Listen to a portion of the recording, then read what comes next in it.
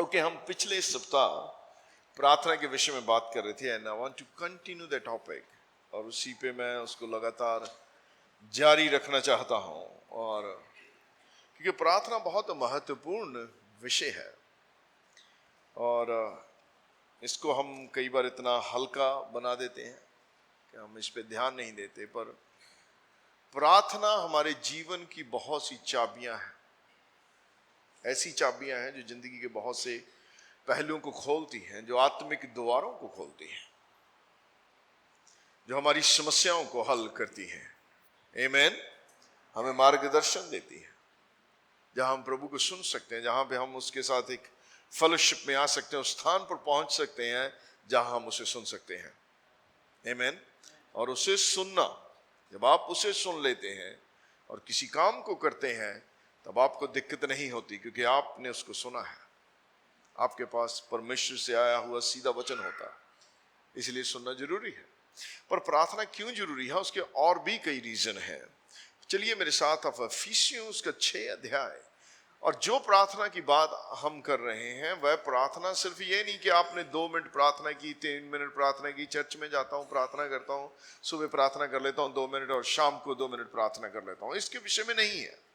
यह प्रार्थना सीरियस प्रार्थना का जिक्र है। आमीन। आमीन।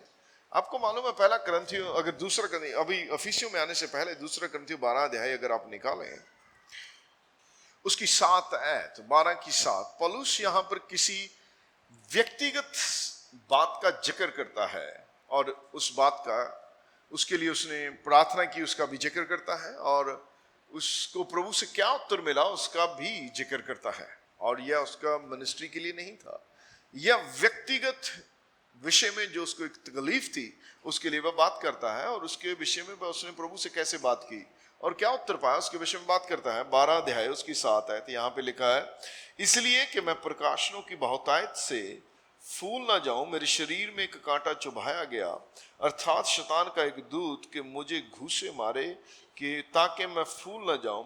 इसके विषय में मैंने प्रभु से 3 बार विनती की। कितनी बार? 3 बार। कहिए 3 बार। इसका एक डॉक्टर भी बना के लोग प्रचार करते हैं, 3 बार विनती करनी चाहिए, प्रभु फिर जरूर सुनता है। 3 बार उसने किसी विषय में प्रभु से विनती की कि मुझसे यह दूर हो जाए, पर उसने मुझसे कहा, मेरा अनुग्रह तेरे लिए बहुत है, क्योंकि मेरी सामर्थ्य निर्बलता में सिद्ध होती है। इसलिए मैं बड़े बड़े आनंद से, कैसे? कहिए बड़े आनंद से। कहिए बड़े आनंद से। फिर से कहिए बड़े आनंद से। बड़े आनंद से अपनी निर्बलताओं पर घमंड करूंगा, क्योंकि मसीह की सामर्थ्य मुझ पर छाया करती रहे। अब देखिए, उसने कहा कि मैंने 3 बार विनती की। तो आप क्या सोचते हैं, उसने 3 बार एक ही बार को बोला, प्रभु जी ये कटोरा हट जाए, या जैसा प्रभु यीशु मसीह ने कहा है कटोरा हट जाए, और इसने कहा कि प्रभु ये कांटा मुझे ना चुभे, ये हट जाए जिस मुसीबत से मैं गुजरता हूं। आपको क्या लगता है, उसने एक बार कहा प्रभु हट जाए? It was a real serious prayer. ऐसा नहीं है कि उसने उसके लिए 1 मिनट प्रार्थना की। मैं विश्वास करता हूं पौलुस ने कई दिन, कई महीने और एक लंबा समय एक ही बात के लिए गुजारा।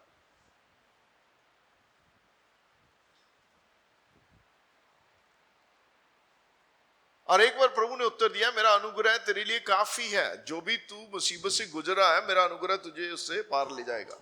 मैं समस्या ये हटाने वाला नहीं हूं, पर ये समस्या के अंदर ही मेरा अनुग्रह तुझे लेके चलेगा।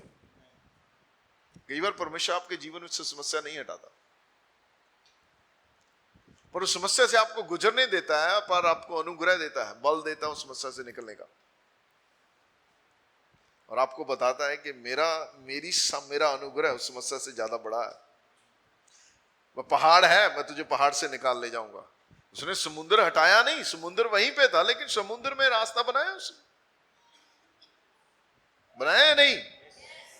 समुद्र हटा नहीं, लेकिन वहीं से रास्ता बनाया। यह उसकी महिमा है। वह अपने तरीके से काम करता है, हमारे तरीके से नहीं। पौलुस ने क्या विनती की कि प्रभु ये हट जाए। आपको मालूम है उसका कांटा क्या था? पौलुस जहां कहीं भी जाता था उसने कहा एक दूत मुझे घूंसे मारता है, शैतान की ओर से एक दूत। प्रभु ने अलाउ किया कि दुष्ट आत्मा को पौलुस को जहां कहीं पे जाता था वह उसे तंग करती थी दुष्ट आत्मा, उसके लिए क्लेश मुसीबतें खड़ी रहती थी। पर उसने एक बात कही है, कहीं ऐसा ना हो कि मैं प्रकाशनों की वजह से फूल जाऊं। आपको मालूम है प्रकाशन घमंड पैदा करते हैं। कभी कभी मुसीबतें हमें प्रभु को याद कराती रहती हैं। हाँ? हाँ?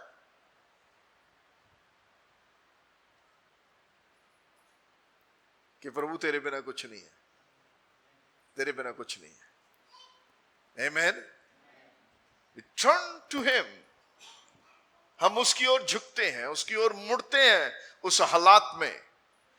मैं थोड़े दिन पहले, पिछले सप्ताह 2-4 दिन पहले अपनी बाइबल पढ़ रहा था और प्रार्थना कर रहा था प्रभु के साथ समय बिताया। एक थॉट, एक विचार मेरे अंदर आया और वह विचार मुझे कभी नहीं मैंने सुना, बट एक ऐसा विचार आई स्टार्टेड थिंकिंग अबाउट, मैं इसके विषय में सोचने लगा कि परमेश्वर की अनुपस्थिति अगर हो तो कैसा होगा।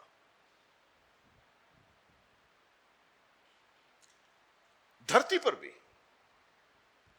परमेश्वर की अनुपस्थिति हमारे अंदर, मानवता के अंदर अगर वो ना हो, उसकी उपस्थिति ना हो, तो हमारे अंदर एक ऐसा क्रूर शैतान पैदा कर देगी कि हमें किसी की परवाह नहीं होगी, कोई सी रिश्ते की वैल्यू नहीं होगी, भाई बहन की वैल्यू नहीं होगी, माँ बाप की वैल्यू नहीं होगी, क्योंकि हमारे अंदर जो केयर आती है एक दूसरे के प्रति, यह परमेश्वर का स्वभाव है। उसने हमें रचा है अपने समान और वो अंश हम में है, चाहे आप मसीही हैं या नहीं है। पौलुस कहता हम सब परमेश्वर का अंश है। पेरेंटिंग नेचर, केयर करने का स्वभाव परमेश्वर की ओर से आता है, शैतान की ओर से नहीं। Just imagine for a minute, एक पल के लिए सोचिए कि परमेश्वर है ही नहीं, उसकी अनुपस्थिति है। मैन, आप, मैं और यहां पे जो बैठे हैं ऐसे कभी नहीं बैठ पाएंगे, होगा ही नहीं कुछ। मसीही तो छोड़िए, अब संसार भी नहीं चल पाएगा।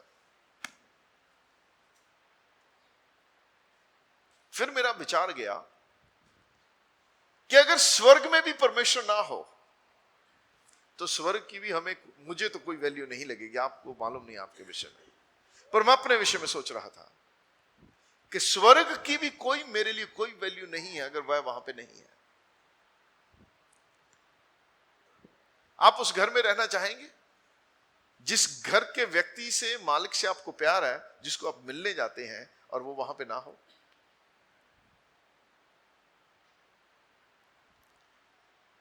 So we turn unto him, हम उसकी ओर मुड़ते हैं, और पौलुस उसकी ओर मुड़ा और उसने सीरियस प्रार्थनाएं की कि प्रभु यदि हो सके, काइंड ऑफ सेम प्रेयर। यीशु मसीह ने कहा कि प्रभु जी यदि हो सके तो ये कटोरा मुझसे हट जाए, और पौलुस ने भी कहा कि प्रभु ये जो कांटा मुझे चुभाया गया ये हट जाए। आपके कई कांटे हैं जो चुभते हैं आपको, कई समस्या खड़ी रहती हैं और परमेश्वर उनको बने रहने देता है। डोंट गेट अपसेट, परेशान मत होइए, उसका अनुग्रह आपके लिए काफी है। अगर उसका उत्तर ये पौलुस के लिए था तो वह उत्तर आपके लिए और मेरे लिए भी है। आमीन। आपको मालूम है, मनुष्य में घमंड आने की कोई प्रॉब्लम नहीं है, ये अपने आप आता है। किसी को थोड़ा सा ज्ञान हो जाए उससे घमंड आ जाता है लोगों को, कोई थोड़ा सुंदर हो उससे घमंड आ जाता है, 4 पैसे आ जाए उससे घमंड आ जाता है, और आत्मिक घमंड भी आता है प्रकाशन होने से कि जितना ज्ञान मुझे है। क्योंकि जो ज्ञान पौलुस को था वो अद्भुत था, क्योंकि उसने आधा न्यू टेस्टामेंट लिखा था। कितना? और उसने कहा मैंने ऐसी बातें देखी स्वर्ग में, क्योंकि अगर आप ये अध्याय पढ़ते हैं 12, तो यहां पर वह अपना ही जिक्र करता है। देखिए, आप पढ़ लीजिए 1 आयत से। यदि भी वो ऐसा शुरू ऐसा करता है, यदि भी घमंड करना मेरे लिए ठीक नहीं तो भी करना पड़ता है, दूसरों को बताने, क्योंकि कई लोग उसे बोलते थे यार हमें ज्यादा मालूम है, तब वो इस बात को बोलता है। इसलिए कि मैं प्रभु के दिए हुए दर्शनों और प्रकाशनों की चर्चा करूंगा। उसको जो प्रभु ने दर्शन और प्रकाशन दिए थे, कहता मैं उनकी चर्चा करूंगा। मैं मसीह में एक मनुष्य को जानता हूं, 14 वर्ष हुए कि ना जाने दे सहित ना जाने दे रहत परमेश्वर ही जानता है, ऐसा मनुष्य तीसरे स्वर्ग पर उठा लिया गया। यह पौलुस अपना ही जिक्र करता है, और वह दर्शन इतने, अगली आयत में भी ऐसा ही बोलता है, ना जाने मैं एक मनुष्य को जानता हूं, ना जाने दे सहित ना जाने दे रहत पर एक ऐसा मनुष्य जो तीसरे स्वर्ग पर उठा लिया गया। वह अपनी ही बात करता है, और फिर एक जगह ऐसा बोलता है कि मैंने ऐसी बातें देखी जिनका मुंह पे लाना भी उचित नहीं है। इसका मतलब हम में से कोई भी नहीं जानता वो बातें क्या थी। पौलुस ऐसा कुछ देख चुका था, उसके पास जो प्रकाशन था वो बहुत ही बड़ा था, भयंकर था, और घमंड आने का कारण था।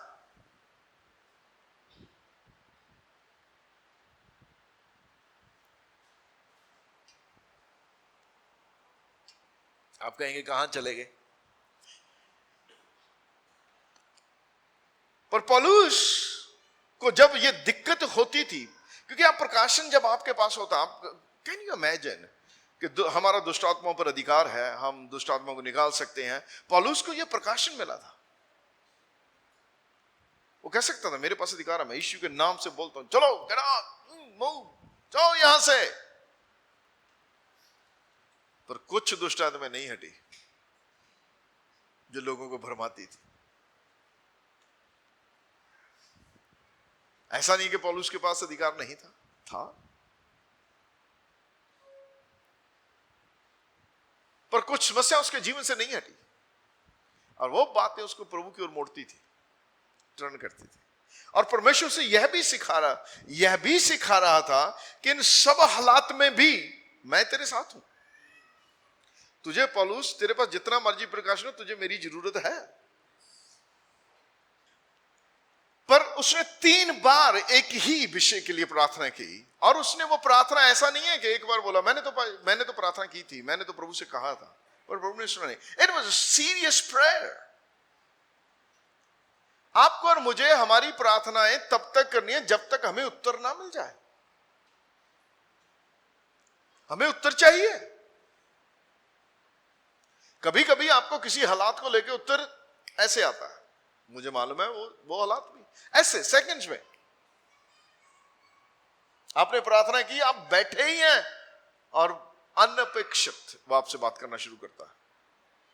पर कभी कभी उत्तर, कितना भी प्रार्थना करो, आप दिखाई नहीं देता, कहीं आसपास नहीं सुनता, और आप चाह रहे हैं कि उत्तर आए, और फ्रस्ट्रेशन बढ़ती है। वही टाइम है जब हमें प्रार्थना करनी है। और पौलुस ने 3 बार ये सीरियस प्रार्थना की, और प्रभु ने अपना मन नहीं बदला। उसने एक बार बोल दिया कि मेरा अनुग्रह तेरे लिए काफी है।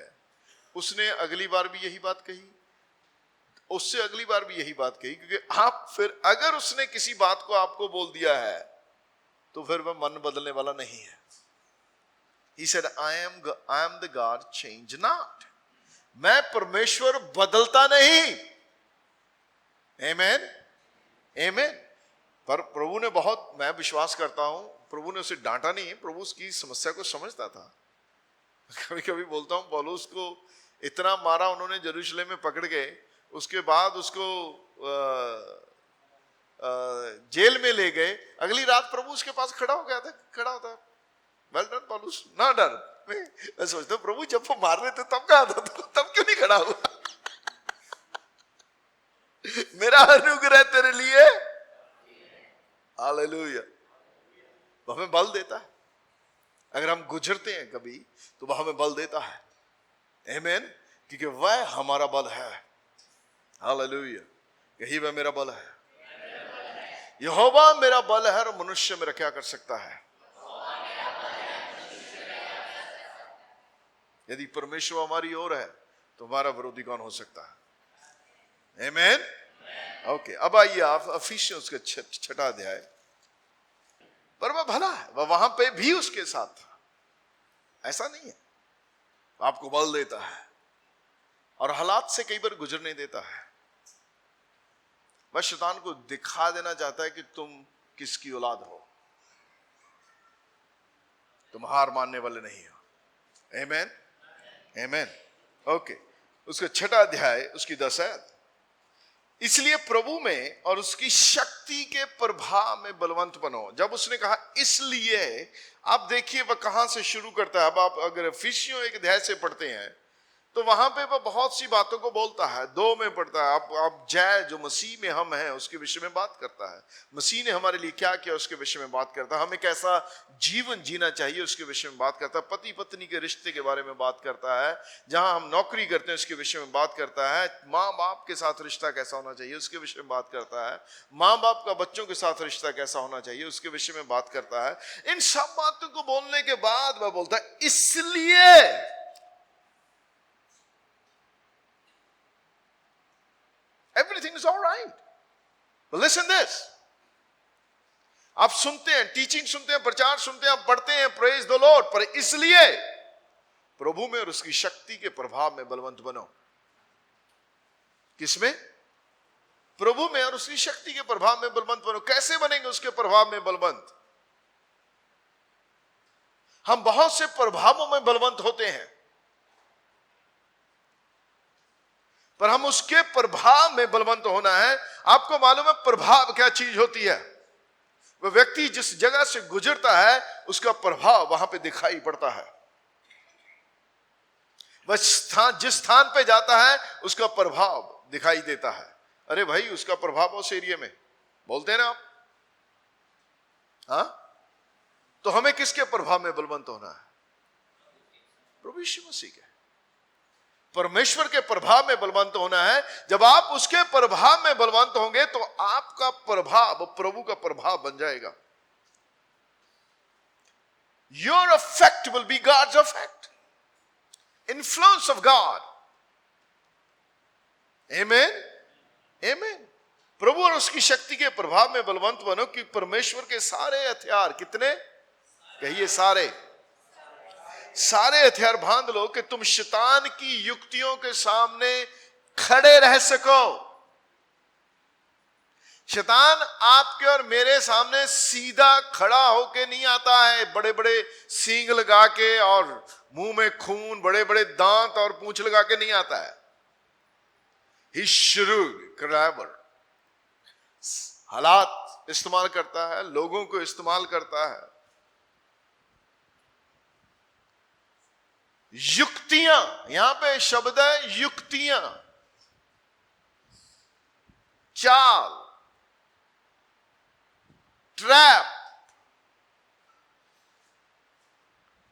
जाल बिछाता है, फंदा लगाता है वो, कि आप उसकी युक्तियों के सामने खड़े रह सको। कब खड़े रह सकेंगे? जब हम प्रभु और उसकी शक्ति के प्रभाव में बलवंत बनेंगे। आमीन। जब उसके सारे हथियार पहन लेंगे, क्योंकि हमारा यह मलयुद्ध, कारण यह है कि हमारा यह मलयुद्ध जो हमें मानवीय मलयुद्ध लगता है, हमें लगता है कि यह हालात मेरे विरोध में है, लोग मेरे विरोध में है, या ये सिचुएशन मेरे विरोध में है। यह आपका मलयुद्ध किसी हालात से, किसी व्यक्ति से नहीं है फिजिकली, ना ही फिजिकली किसी हालात से है, क्योंकि यहां पे बहुत साफ है, हमारा मलयुद्ध लहू और मांस से नहीं है।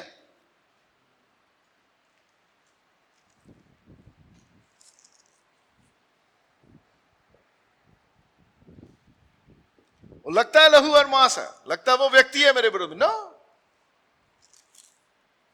ना ना ना ना ना, वह युक्ति है दुष्ट की।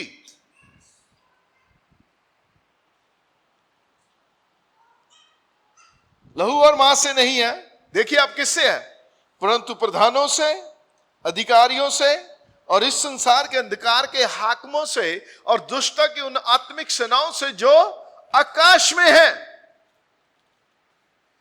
इसीलिए हमारी प्रार्थनाओं का सीरियस होना बहुत जरूरी है। Because there are forces, unseen ताकतें हैं जो हमारे विरोध में है।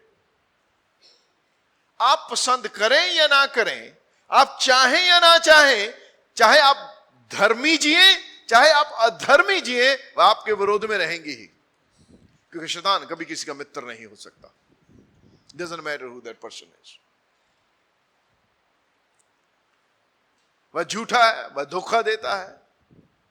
आपको क्या लगता है कि जिन लोगों को वह इस्तेमाल करता है उनका मित्र है वो? बिल्कुल नहीं। उसको मालूम है उनसे क्या कर रहा है वो। क्योंकि लोग जब नरक में वह लोगों से मिलेगा तो वहां पे लोग उसे कहेंगे, यही है जो पृथ्वी को चैन से जीने नहीं देता था। वह किसी का मित्र नहीं है। अब सही जिए या गलत जिए, वह आपका मित्र नहीं है। इसलिए हमारा मलयुद्ध लहू और मांस से नहीं है, हमारा उन ताकतों से। पर हम खाली हाथ नहीं है, हमें डरने की जरूरत नहीं है। पहला यूहन्ना 4 उसकी 4 में लिखा है, हे बालको तुम परमेश्वर के हो। किसके हो? हे बालको तुम परमेश्वर के हो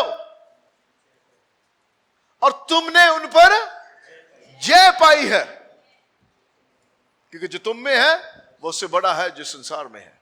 हालेलुया, हालेलुया। जो आप में है, इन चारों प्रकार की दुष्टात्माओं का जो जिक्र है, जो इनके रैंक है, उनसे बड़ा है। हम अपनी ताकत से उनके विरोध में नहीं आते। इसलिए पौलुस कहता है, प्रभु और उसकी शक्ति के प्रभाव में बलवंत बनो। आप पर किसी का प्रभाव कैसे आता है? जब आप उसके साथ बैठते उठते हैं, जब आप किसी के साथ संगति करते हैं, तो आप एक जैसे होने लगते हैं। मेरा और मेरी वाइफ का फेलोशिप होने के कारण जब हमारी शादी हुई तो मैं बिल्कुल मसाला मिर्च नहीं खाता था। बहुत प्लेन खाना। मेरा लेवल नीचे यहां पे 0 और ये 0 जो छोड़ दो 1 होगा, और मोनिका का नंबर 10। लेकिन जब शादी हुई तो हम एक दूसरे के प्रभाव में आ गए, हम बीच में आ गए। आमीन। अब हम, बहुत बढ़िया एग्जांपल है। यू अंडरस्टैंड दैट अफेक्ट, हमारी खाने की आदतें बदल गई। हम लगभग एक जैसा खाना पसंद करने लगे। क्यों? क्योंकि वह प्रभाव होता है आपको, चाहे आप चाहें चाहे ना चाहें, वह अफेक्ट होता है आप पर। और इसीलिए पौलुस बोलता है कि उसकी शक्ति के प्रभाव में बलवंत बनो, और उसकी शक्ति के प्रभाव में आप बलवंत बनेंगे कि जब आप उसके साथ समय बिताएंगे, जब आप उसके साथ फेलोशिप करेंगे। और यह जरूरी है, चर्च आने से नहीं होगा। एक संडे आप चर्च आगे 1 घंटे 2 घंटे यहां बिता लिए, इससे फर्क नहीं पड़ेगा। आप 2 घंटे यहां बिताते हैं, लेकिन सारा हफ्ता आप संसार में लोगों के साथ बिताते हैं। एवरेज देखिए आप क्या है। और बलवंत होना जरूरी है। इसलिए 13 आयत इफिसियों 13:6 में, इसलिए परमेश्वर के सारे हथियार बांध लो कि तुम बुरे दिन में सामना कर सको और सब कुछ पूरा करके स्थिर रख सको। इसका मतलब तुम सामना भी कर सको और सामना करने के बाद, पूरा करने के बाद स्थिर भी रह सको। खड़े रहो, आप गिरे नहीं। आमीन। तो सामना तो करोगे, ऐसा तो नहीं लिखा कि सामना नहीं करोगे। बुरे दिन आएंगे, सब पे आते हैं, आज नहीं तो कल। अगर आप पे नहीं आया तो आने वाला ही है। मैं कोई भविष्यवाणी नहीं कर रहा हूं। The life happens to everybody. हर एक के जीवन में कुछ ना कुछ होता है, पर आप जय कैसे पाते हैं? आप खड़े कैसे रहेंगे? मैं आपको डराने की कोशिश नहीं कर रहा, पर जो सामने है उस पर जय कैसे पाके खड़े रह सकते हैं हम, उसकी बात कर रहा हूं। आमीन, आमीन। खड़े कैसे रहेंगे आप? उसके सारे हथियार बांधकर, कहता उस बुरे दिन में सामना भी कर सको आप, भागो नहीं। बाइबल में लिखा है शैतान का सामना करो तो वह तुम्हारे सामने से भाग निकलेगा। The word which is used, he will run in a terror। Terror शब्द समझते हैं आप? भयभीत होकर भागेगा आपके सामने से। पर दुख की बात यह है कि विश्वासी शैतान के सामने से भयभीत होकर भागते हैं।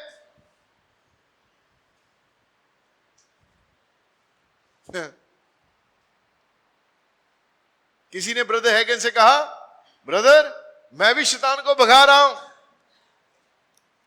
मैं आगे आगे वो पीछे पीछे भाग रहा मेरे।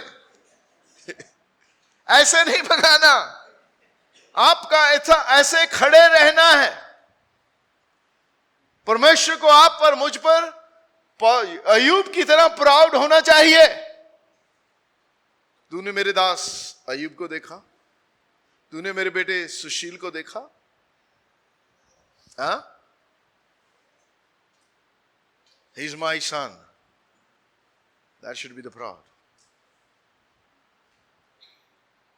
मैं तुम्हारे सामने से भाग निकलेगा इन टेरर, भय से। आपको मालूम है कब? जब आप उसकी शक्ति और सामर्थ्य के प्रभाव में बलवंत होते हैं,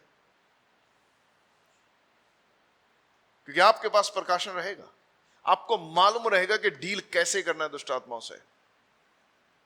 उसके विषय में हम आएंगे थोड़ा आगे, देखिए। इसलिए सत्य से अपनी कमर कसकर, stand for the truth, stand strong, बांधे रखिए सत्य, झुकिए मत।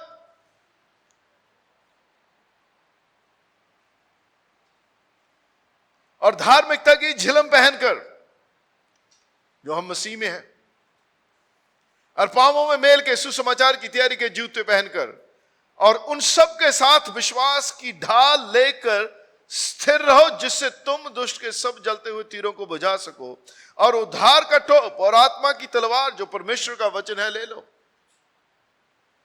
ये उसके साथ समय बिताने के बिना नहीं आएगा। 18 आयत, लिसन दिस। हर समय, क्या लिखा है? हाँ? हाँ? हर समय और हर प्रकार से आत्मा में प्रार्थना और विनती करते रहो, और इसलिए जागते रहो कि सब पवित्र लोगों के लिए लगातार विनती किया करो। We need to continue prayer, लगातार प्रार्थना करनी। और यह बहुत महत्वपूर्ण है। जब आपकी आदत बन जाती है किसी बात के लिए प्रार्थना करने की, तब आप उसके बिना जी नहीं सकते। कितने लोग ब्रश करते हैं डेली? सब करते हैं। अब आप अगर ब्रश ना करें तो आपको कैसा लगता है? हाँ? अच्छा नहीं लगता, आपकी आदत बन चुकी है। इसी प्रकार जब आपको प्रार्थना की आदत पड़ जाएगी, तब आपको उसके बिना अच्छा नहीं लगेगा। ये आदत है, और अच्छी आदत डालने के लिए टाइम लगता है, और शरीर को बहुत डिसिप्लिन करना होता है।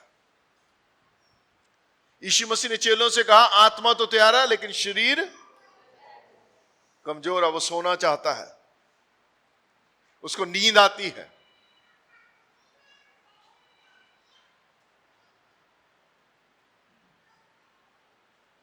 पर आत्मा नहीं। इसे लिखा, आत्मा में प्रार्थना करते रहो हर प्रकार से, हर समय।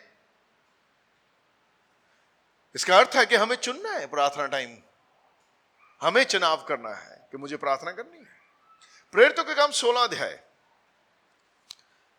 यह एक ऐसी घटना है जब पौलुस और सिलास प्रार्थना करने के समय, प्लीज इसको ध्यान से पढ़िए, 16 अध्याय की 16 आयत से। प्रेरितों के काम।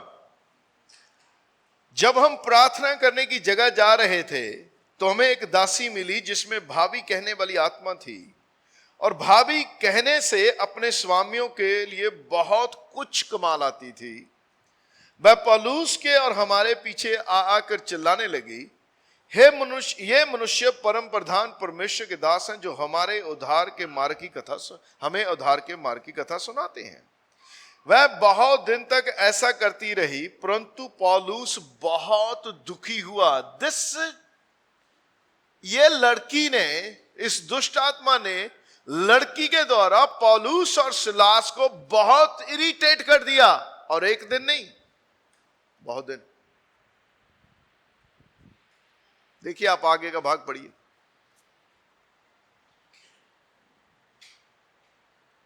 वह बहुत दिन तक ऐसा करती रही। कितने दिन तक?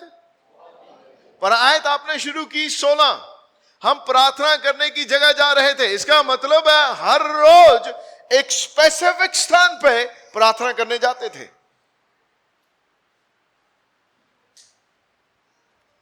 और वह एक दिन नहीं गए। इरिटेट रोज होते थे वो, पर क्या उन्होंने प्रार्थना करनी छोड़ दी? प्रभु और उसकी शक्ति के प्रभाव में बलवंत बनो, परमेश्वर के सारे हथियार पहन लो कि तुम शैतान की युक्तियों के सामने खड़े रह सको। पौलुस के पास प्रकाशन था, वचन था, वह जानता था कि वह परमेश्वर में, मसीह यीशु में परमेश्वर की धार्मिकता है। वह यीशु में अपना अधिकार जानता था, उस नाम का सत्य से उसने अपनी कमर कसी थी। वह झुकता नहीं था सच्चाई को लेके। पर आपको मालूम है, प्रार्थना लगातार करता था। क्या वह इरिटेट हुआ? Yes, it did. यहां पर शब्द है कि बहुत दिन तक वह ऐसा करती रही, और परंतु पौलुस दुखी हुआ।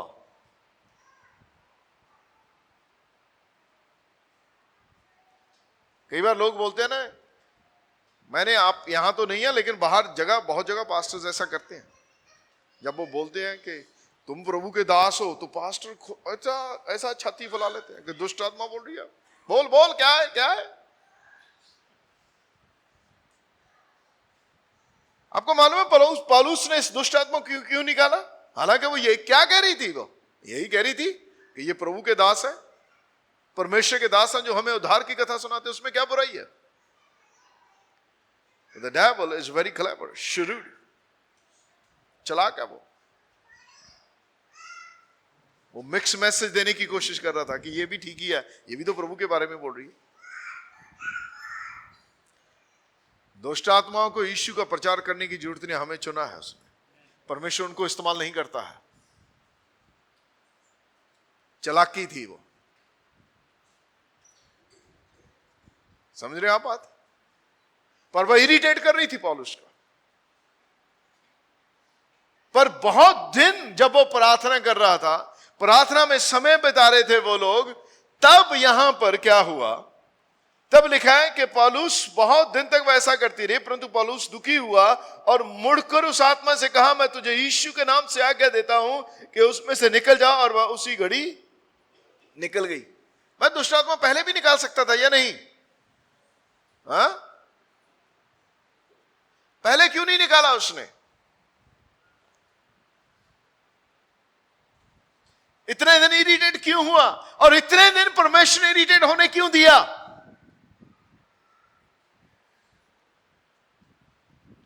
जब आप उसके साथ समय बिताते हैं तो आपको प्रकाशन मिलता है। और यीशु मसीह ने एक दर्शन में, प्रभु यीशु मसीह ने ब्रदर हैगन को यह बात कही स्पेसिफिकली कि वहां पे पौलुस इसलिए उस दुष्ट आत्मा को तब निकाल पाया जब वह आत्मिक संसार में देखने लगा। वहां पे वरदान काम करने लगा। डिसर्निंग ऑफ स्पिरिट्स, आत्माओं की परख का वरदान। पौलुस की आत्मिक आंखें खुल गई, और जब आत्मिक आंखें खुल गई उसने उस दुष्ट आत्मा को देखा और उसने कहा, मैं तुझे यीशु के नाम से हुक्म देता हूं, गेट आउट। और जब आप किसी चीज को आत्मिक संसार में देख लेते हैं तो दुष्ट आत्मा निकालना आसान हो जाता है, फिर कुछ भी करना नहीं पड़ता। मुझे मालूम है, एक बार सुबह 4 बजे मुझे किसी का फोन आया चर्च से, और उन्होंने कहा कि पाजी हम लोग सारी रात से प्रार्थना कर रहे हैं, हमारी बेटी को बहुत बुखार और बुखार नहीं होता रहा। मैंने घुटने टेके, मैं प्रार्थना करना शुरू किया। मैंने सीधा बुखार के लिए या कुछ भी जाने के लिए प्रार्थना नहीं किया, जस्ट नेल डाउन। मैंने प्रार्थना करनी शुरू की और प्रभु से समय बिताना शुरू किया। जैसे ही मैं समय बिताने लगा, मैंने कहा कि कभी कभी आपको एकदम, कभी कभी आपको टाइम लगता है किसी बात के लिए, पर उस समय जैसे ही मैंने घुटने टेके और प्रार्थना करनी शुरू, मैंने आत्मिक संसार में देखा, और जैसे ही मैंने आत्मिक संसार में देखा, मैंने देखा उस दुष्ट बुखार के पीछे दुष्ट आत्मा का हाथ है। और मैंने कहा, मैं तुझे यीशु के नाम से हुक्म देता हूं, छोड़ दे इसको, get out, leave in Jesus name. अपने घर पे, वो अपने घर में। आत्मिक संसार में कोई डिस्टेंस नहीं है, आप समझते हैं? जैसे ही मैंने उसको डांटा और वो चली गई और बच्चा एकदम ठीक होकर सो गया, नॉर्मल। पर ये ऐसे नहीं, हर रोज नहीं होता ऐसा, हर रोज मैं ऐसा करता भी नहीं हूं, कभी कभार ऐसा होता है। पर ये ज्यादातर टाइम, मैं आपको बताता हूं, पौलुस कहता है कि हमारा मल युद्ध लहू और मांस से नहीं है, प्रधानों और अधिकारियों से है। हमारी समस्याओं के पीछे बहुत बार दुष्ट आत्माओं का प्रभाव रहता है, और वह दुष्ट आत्माएं जाती नहीं है जब तक आप प्रभु के साथ समय नहीं बिताते हैं। क्योंकि आपको आत्मिक संसार में गाइडेंस मिलनी शुरू होती है कि आपको डील कैसे करना है इनके साथ। मैं यूएसए में था, पिछले साल की बात है, जुलाई महीने में, किसी चर्च में। वो पास्टर बहुत बढ़िया पास्टर है, उनका एक बेटी उनकी थोड़ी सी समस्या में रहती है, प्रभु के साथ चलने लगती है, लेकिन फिर फॉल बैक। तो मैं जब प्रार्थना कर रहा था, प्रभु ने मुझे कहा कि जब तुम प्रार्थना करे, जब वो लड़की आगे बैठे, उसको बुलाना और उसमें से दुष्ट आत्मा को डांटना। और ये बहुत अजीब लगता है कि पास्टर की बेटी से आप दुष्ट आत्मा को निकालें, पर आपको वही करना जो प्रभु आपको कहता है। और वो इरिटेट थे, और शैतान आपको इरिटेट करता है, चाहे आपके बच्चे हो, चाहे आपका कोई रिश्तेदार हो, चाहे आपके कोई इर्द गिर्द काम करने वाले हो, वह आपको इरिटेट करता है, वह लोगों को इस्तेमाल करता है। आपका मल युद्ध लहू और मांस से नहीं, लोगों से नहीं है, उन ताकतों से है। एक पास्टर को कैसे इरिटेट करेगा शैतान? अगर बच्चे हैं तो उसके बच्चों को इस्तेमाल करेगा।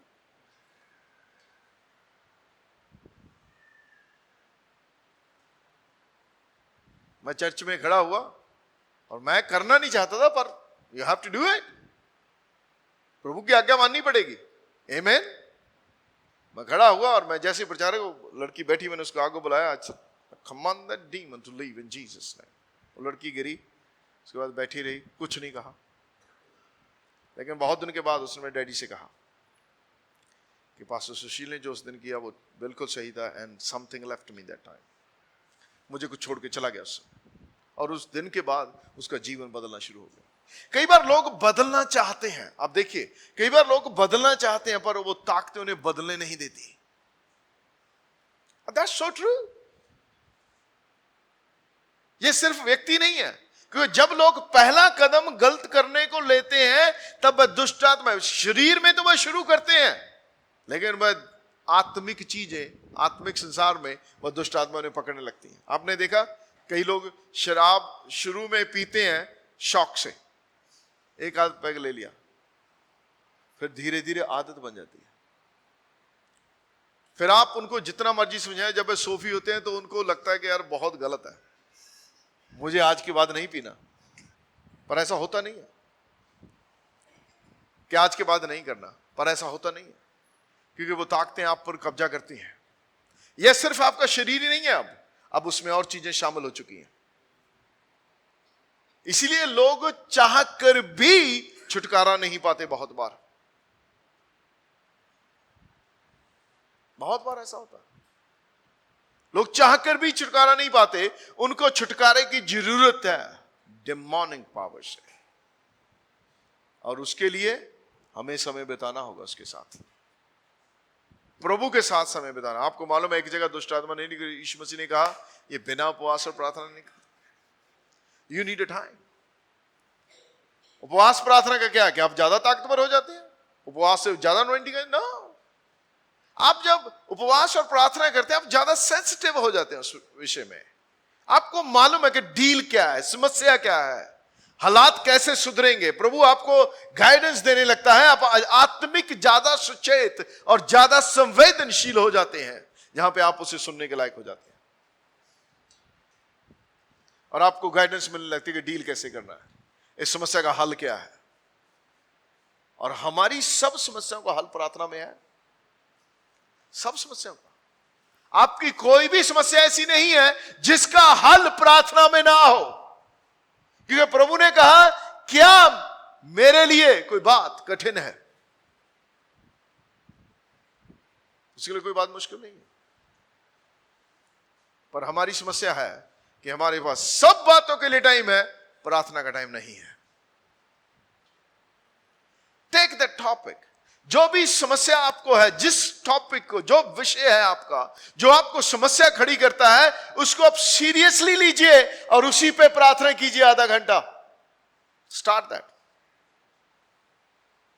कि प्रभु ये मेरी समस्या है, मुझे इसका हल चाहिए, मुझे इसके लिए प्रार्थना करनी है। और कभी कभी उत्तर लेट आता है। मैं एक उदाहरण आपको देता हूं। 42 अध्याय यिर्मयाह की किताब, 42 अध्याय उसकी एक आयत, यिर्मयाह की किताब। तब कारह का पुत्र यूहानान, होशिया का पुत्र यजन्याह, दलों के सब प्रधान और छोटे से लेकर बड़े तक सब लोग यिर्मयाह भविष्यद्वक्ता के निकट आकर कहने लगे, हमारी विनती ग्रहण करके अपने परमेश्वर यहोवा से हम सब बचे हुओं के लिए प्रार्थना कर, क्योंकि तू अपनी आंखों से देख रहा है कि हम जो पहले बहुत थे अब थोड़े ही बच गए हैं। क्या कहा उन्होंने कि समस्या है, हम बहुत थे अब थोड़े बच गए हैं, हमारे लिए प्रार्थना कर। इसलिए प्रार्थना करके तेरा परमेश्वर यहोवा हमको, जो इज़राइल का परमेश्वर है, आगे चलें, बताए हम किस मार्ग से चलें और कौन सा काम करें। अब परमेश्वर की इच्छा जानना चाहते थे। अब पुराने नियम में परमेश्वर की इच्छा जानने के लिए लोगों को भविष्यद्वक्ता के ही पास जाना पड़ता था, कि परमेश्वर उसी के द्वारा बोलता था, या याजक या राजा के ऊपर अभिषेक होता था। तो वह उसके पास आए कि हमारे लिए प्रार्थना करे कि वह हमें बताए कि हमें किस मार्ग से चलना चाहिए, कौन सा काम करना चाहिए। यिर्मयाह भविष्यद्वक्ता ने उनसे कहा, मैंने तुम्हारी सुनी है, देखो मैं तुम्हारे वचनों के अनुसार तुम्हारे परमेश्वर यहोवा से प्रार्थना करूंगा। जो उत्तर यहोवा तुम्हारे लिए देगा मैं तुमको बताऊंगा, मैं तुमसे कोई बात ना छिपाऊंगा। अरे भविष्यद्वक्ता था, आप सोचिए, उसने कहा मैं तो जानता हूं, मैं अभी भविष्यवाणी कर देता हूं प्रभु ने क्या करना। लोग बोलते हैं भविष्यद्वक्ता सब कुछ जानता, नहीं, सब कुछ नहीं जानता है, परमेश्वर सब कुछ जानता है।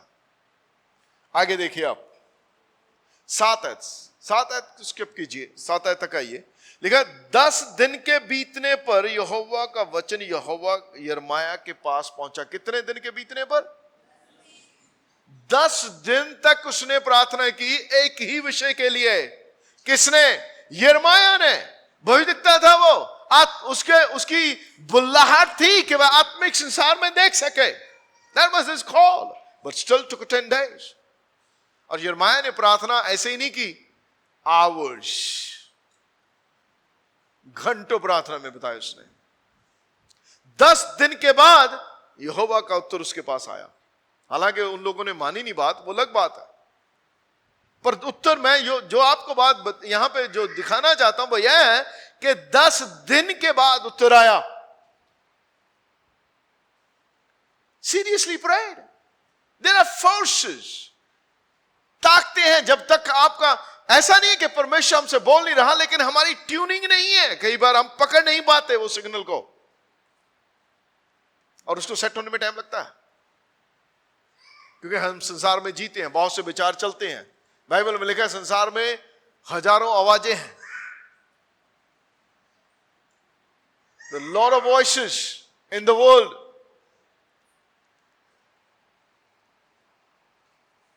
इसलिए उस आवाज को सुनने में कई बार टाइम लगता है। आमीन। दानियल की किताब, उसका 10 अध्याय,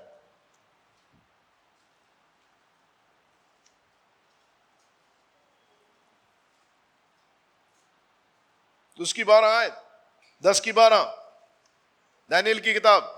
फिर उसने मुझसे कहा, हे दानियल मत डर, क्योंकि पहले ही दिन से जब तूने समझने बूझने के लिए मन लगाया और अपने परमेश्वर के सामने अपने आप को दीन किया। नोट दैट वर्ड, दीन। परमेश्वर ने दीन नहीं किया उसे, उसने अपने आप को दीन किया कि प्रभु मैं बातें समझना चाहता हूं, मुझे समझा। घमंड से नहीं बोला प्रभु बता बता इसका मतलब क्या है, प्रभु जी बता। No, have a very right attitude, humbled himself, अपने आप को दीन किया और समझने बूझने के लिए मन लगाया कि प्रभु मुझे बता, मुझे कुछ समझ में नहीं आ रहा।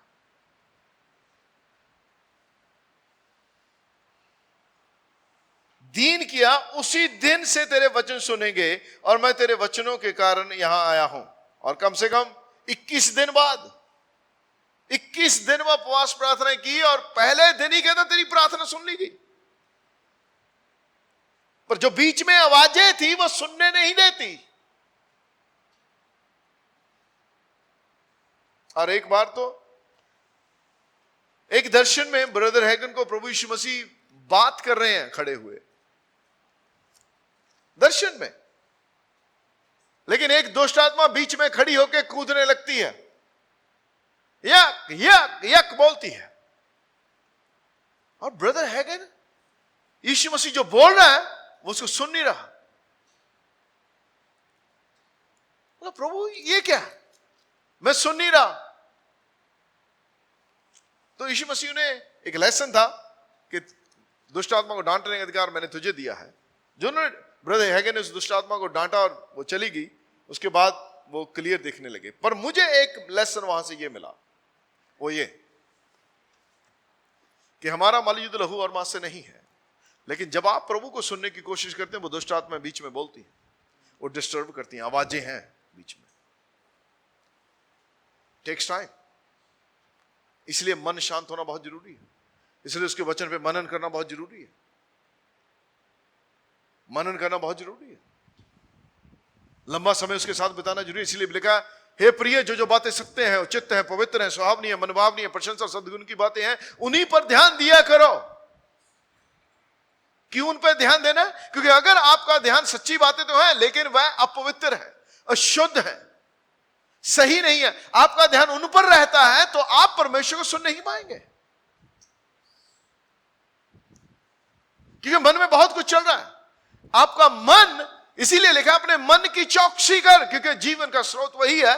क्योंकि आपका आत्मा आपके मन को मैसेज देता है, परमेश्वर आपकी आत्मा में बोलता है और आत्मा से मन में संदेश पहुंचाता है, वहां से आपको पता लगता है। इसलिए इस भाग का नया होना बहुत जरूरी है। इस पे सच्ची बातें, पवित्र बातें जो उचित है उनको सोचना जरूरी है। नहीं तो आवाजें सुनते रहेंगे और सुनना मुश्किल हो जाएगा। आमीन। दीन होना। और यहां पर 21 दिन, यह दूसरी उदाहरण है दानियल की किताब। कहता फारस का प्रधान मुझे 21 दिन तक रोका रहा, दुष्ट आत्माएं आंसर को रोके रही।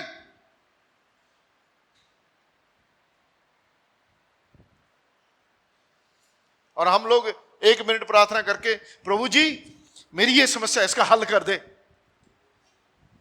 प्लीज, प्लीज भी बोल देते हैं अभी गुस्से में। नो हम्बलनेस, कोई दीनता नहीं है। और प्रॉब्लम यह है कि हमें सिखाया भी नहीं गया, हमें सिखाया भी नहीं गया। और हम कई बार सीखना भी नहीं चाहते। हम चाहते हैं पास्टर जी हाथ रख दे बस हो जाए काम। ना ना ना ना ना ना, बातों को बदलना जरूरी है। परमेश्वर आप में रुचि लेता है। मैं चाहता कि आप उसके साथ सीधा अप्रोच करें। हमारा काम आपको सिखाना है। हम आपका जीवन नहीं जी सकते, आपको खुद जीना है। आमीन, आमीन। आपको कुछ मिल रहा है? समझ रहे हैं कुछ आप? ओके, लेट्स गो टू पहला पत्रस। पहले पत्रस में चले। दीनता बहुत जरूरी है प्रार्थना में, प्लीज। और जितना समय आप उसके साथ बताएंगे, आपका हृदय सॉफ्ट होता जाएगा, दीनता काम करेगी। पहला पत्रस प्लीज, 5 अध्याय।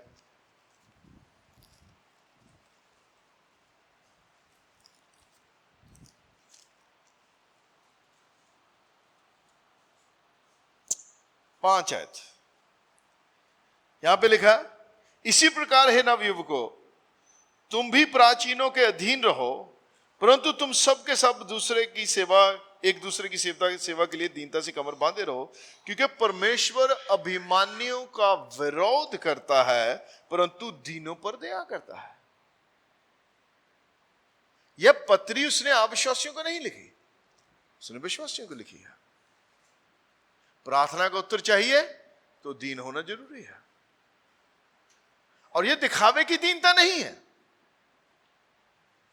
God kind of a humbleness, परमेश्वर की नजर में दीन होना। दानियल परमेश्वर की नजर में उसने दीन किया अपने आप को। लोगों की नजर में दीन करने के अच्छे एक्टर हैं हम लोग, पर परमेश्वर हमारी दीनता जानता है। आमेन।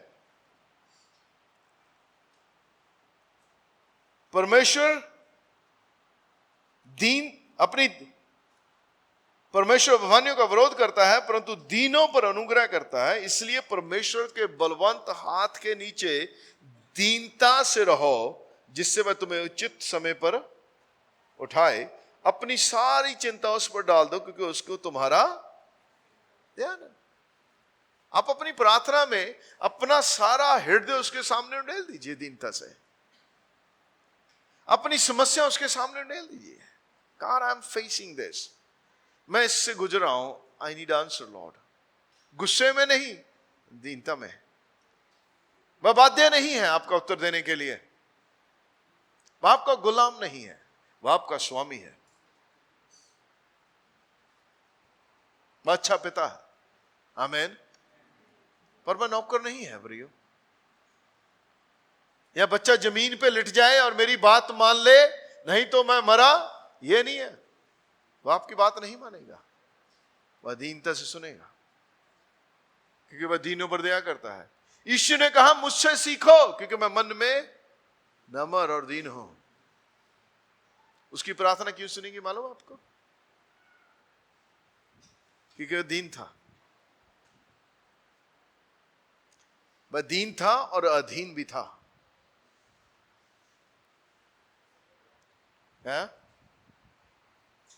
वह दीन भी था और अधीन भी था। And today I want you to, जब आप प्रार्थना करने बैठते हैं, I want you to humble yourself, say God here I am, मैं यहां हूं प्रभु, मेरी ये समस्या है, मैं तेरे चरणों में रखता हूं, तू उसका हल निकाला।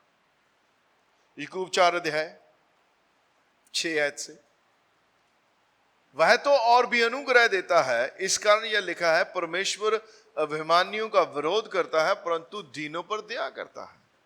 आपको मालूम है पतरस नेक्स्ट किताब है याकूब से, और सेम सेंटेंस, परमेश्वर का आत्मा चर्च को यह बात बोल रहा है। इसलिए परमेश्वर के अधीन हो जाओ। सेम वही रेपिटेशन है लगभग। और शैतान का सामना करो तो वह तुम्हारे सामने से भाग निकलेगा। परमेश्वर के निकट आओ तो वह तुम्हारे निकट आएगा।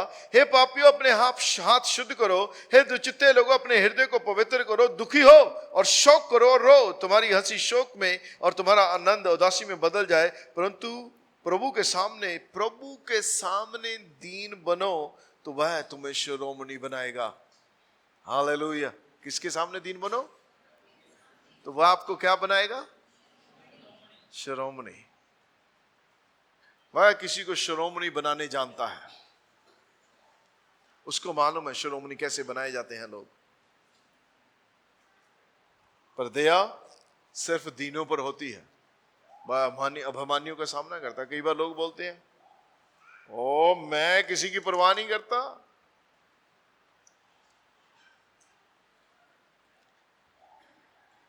आप नहीं चाहेंगे कि परमेश्वर आपका सामना करे, मैं नहीं चाहता।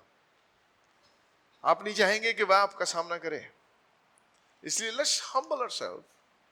आइए अपने आप को दीन करें और उसके चरणों में रखें बातें।